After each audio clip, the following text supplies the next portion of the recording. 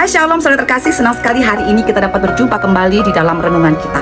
Tema renungan kita ialah melatih kedisiplinan rohani dalam 1 Timotius pasal yang keempat ayat 7b dan ayat ke-8. Saya akan membacakannya. Latihlah dirimu beribadah.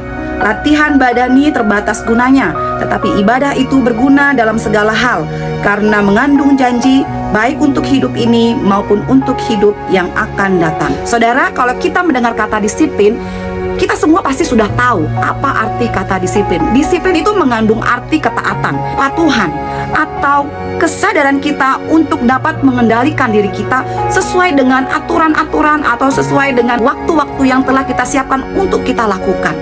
Dan sadar atau tidak, kita setiap orang diperhadapkan dengan latihan disiplin. Dan kedisiplinan tersebut harus kita lakukan bukan hanya di dalam pekerjaan kita sehari-hari, bukan hanya dalam aktivitas kita dalam keseharian kita, namun kedisiplinan tersebut harus kita lakukan di dalam kehidupan kerohanian kita juga. Mengapa? Karena di dalam kedisiplinan rohani ada banyak hal yang dapat kita alami. Hal yang pertama ialah kita semakin mengenal Tuhan yang menciptakan kita. Saudara yang terkasih, kita sebagai umat pilihan Tuhan, kita sebagai orang yang percaya harus mengetahui secara sungguh-sungguh siapa Tuhan kita sebenarnya.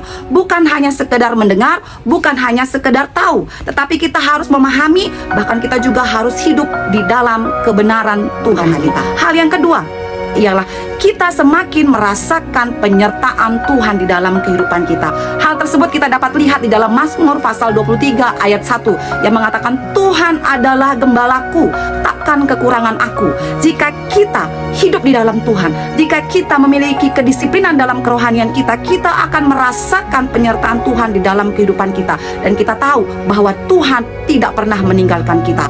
Ibrani pasal 13 ayat 5 mengatakan, aku sekali-kali tidak akan membiarkan engkau dan aku sekali-kali tidak akan meninggalkan engkau. Hal yang terakhir yang dapat kita rasakan, yang dapat kita alami pada saat kita disiplin dalam kehidupan kerohanian kita, ialah kita semakin menikmati kasih Tuhan di dalam kehidupan kita. Mazmur 34 ayat 9 mengatakan, kecaplah dan melihatlah betapa baiknya Tuhan itu.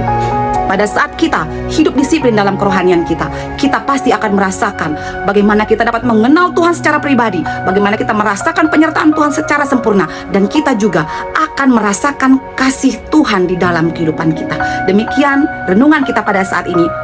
Tuhan memberkati. Shalom.